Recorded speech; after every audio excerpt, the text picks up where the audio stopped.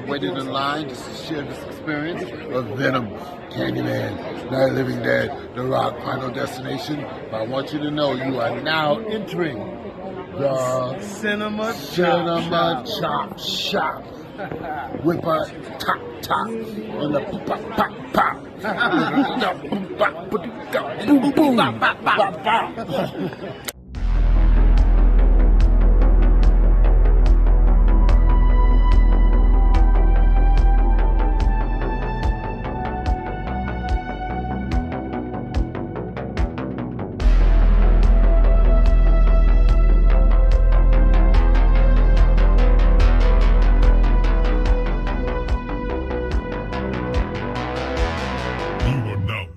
The Cinema Chop Shop. What's going on, everybody? It's David from the 80s, and you are now entering the Cinema Chop Shop, so park your ass right there.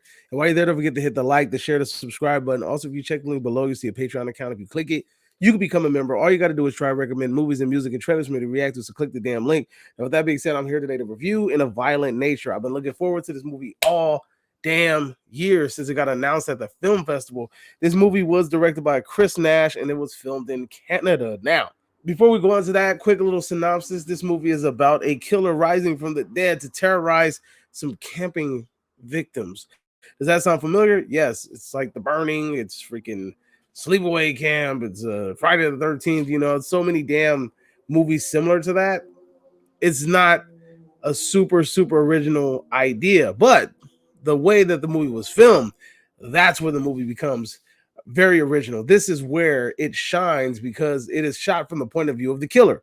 Now, before I went into this movie, I thought to myself, man, this is either going to be really good or this is going to be really bad. And I'm really going to get into that in a little bit. But before I do, if you are into like artsy horror, I think you might enjoy this film. If you like the kind of artsy horror, if you like the cinematic moments, and I think you will have to like that, but then also like 80s campy, cheesy slasher movies. If you like those two things, I think that this is the movie for you.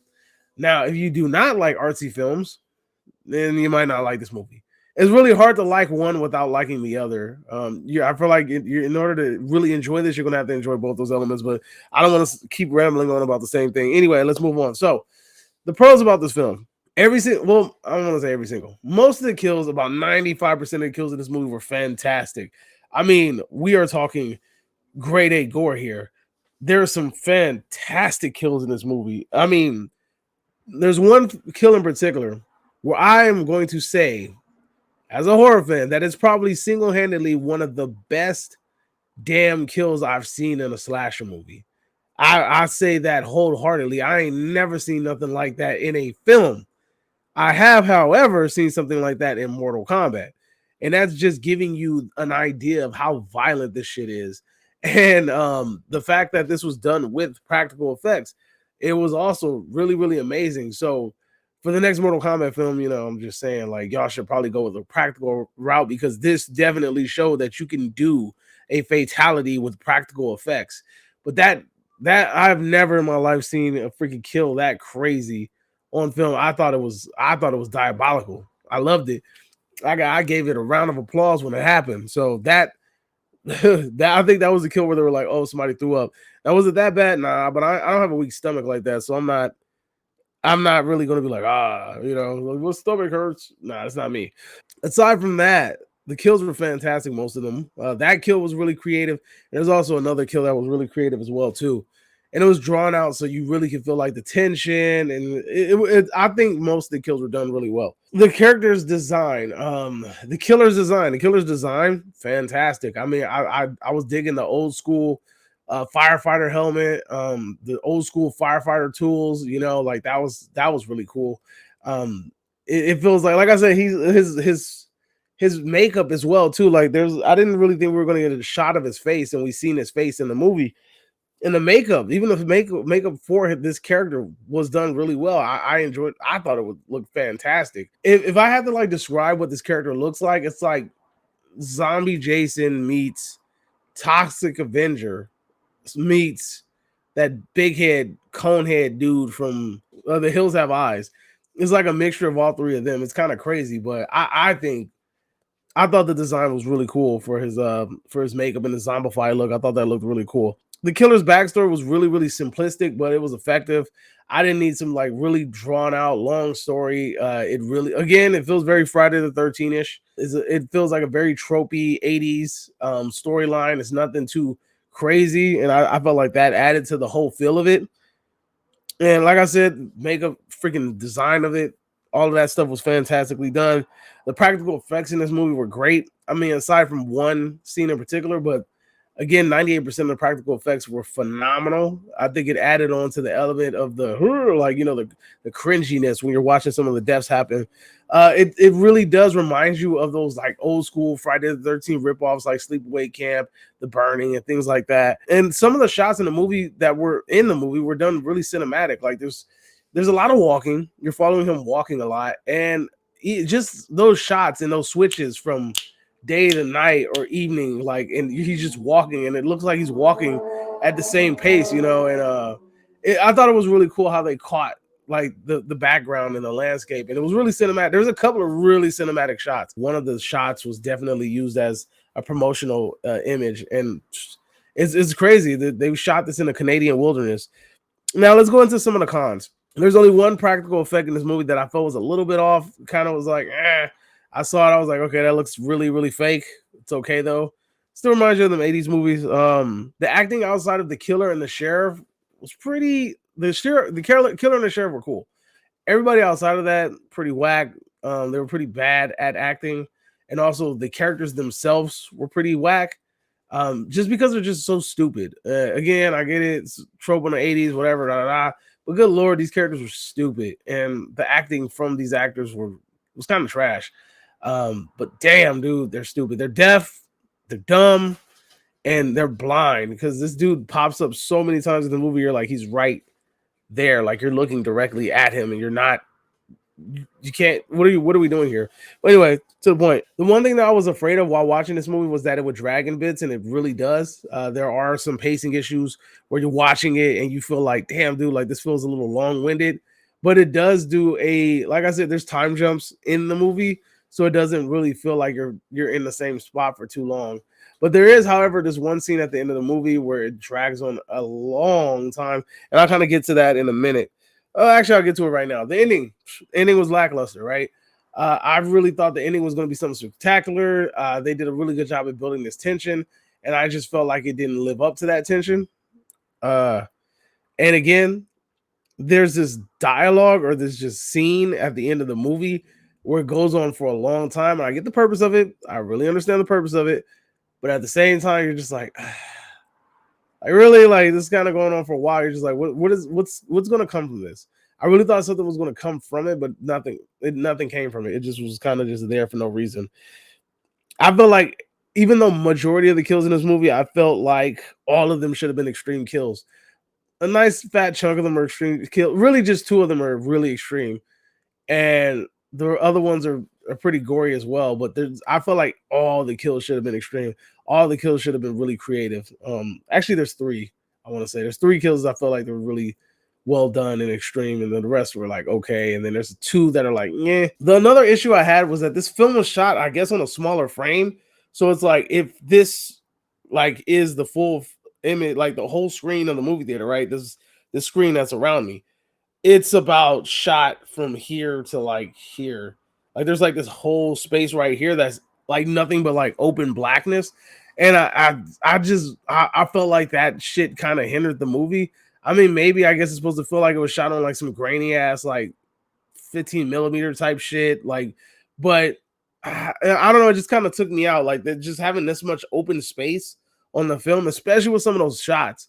Some of those shots could have looked really, really good with a wider lens and just seeing more of the landscape. I thought that they kind of hindered themselves with that. Again, characters were pretty stupid. That was another con.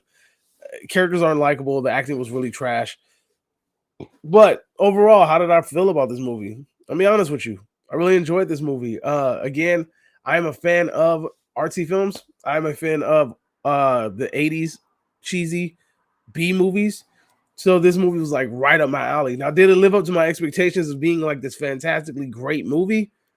No, not at all, right? I thought it was going to be something completely different, but I went into it with low expectations. After I figured out what the kind of storyline would be following a serial killer, like following Jason or whatever, I knew that there was going to be points where it was going to be boring. I knew it was going to be points where it was going to slow down.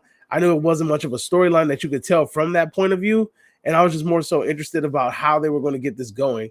This movie did start something new, however, so maybe if they choose to do a sequel, right, I feel like maybe they can build on this and maybe like perfect it, or somebody else can take this idea and they can perfect it.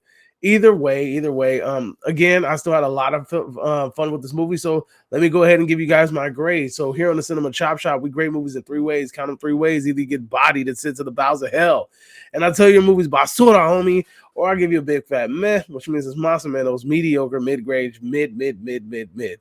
Or I tell you that it's spared, tell you it's awesome, it's terrific, go see it, drop what you're doing, go head to the theaters now.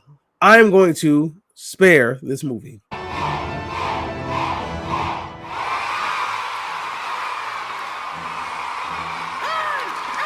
He ain't earned the death. He ain't earned the death at my hands. God's only man, spared by the butcher.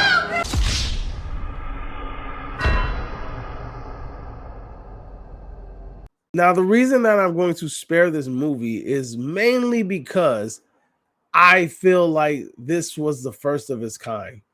And it being the first of its kind, you're going to run into some hiccups. You're going to run into some trouble in the, you know what I'm saying? You're just going to run into some trouble. And I thought that it was a really fun movie. It was a creative idea. I love the killer's design. The kills were fantastic. And I mean, as long as you kept me entertained, that's all that matters. You know what I'm saying? I really enjoyed this killer. He's kind of become a low-key favorite of mine. Design's cool. Weapons are cool. That's really all I need. I mean, I really don't need to pay attention to the other actors and actresses in the movie. Because they don't really have big parts in the movie. I mean, their sole purpose is to die. So it's like, I really don't give a shit if you're really a bad actor or a bad actress, you know?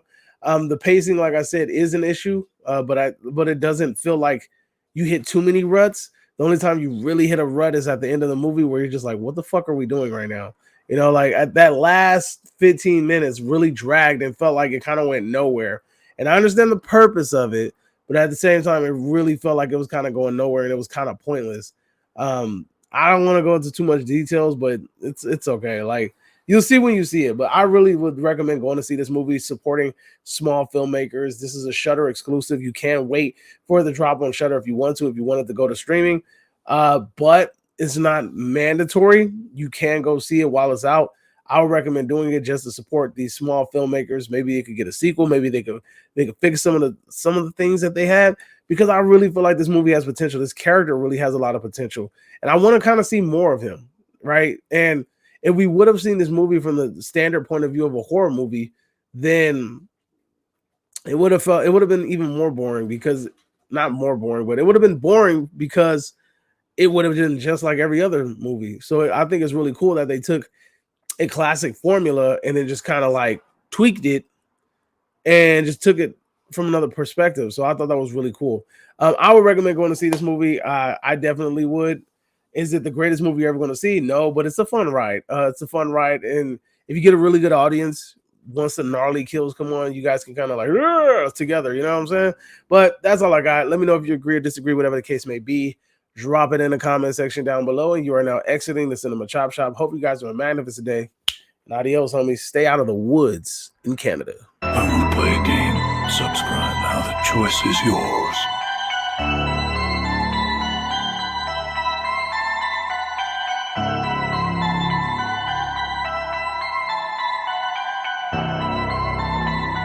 You're now exiting the Cinema Chop Shop.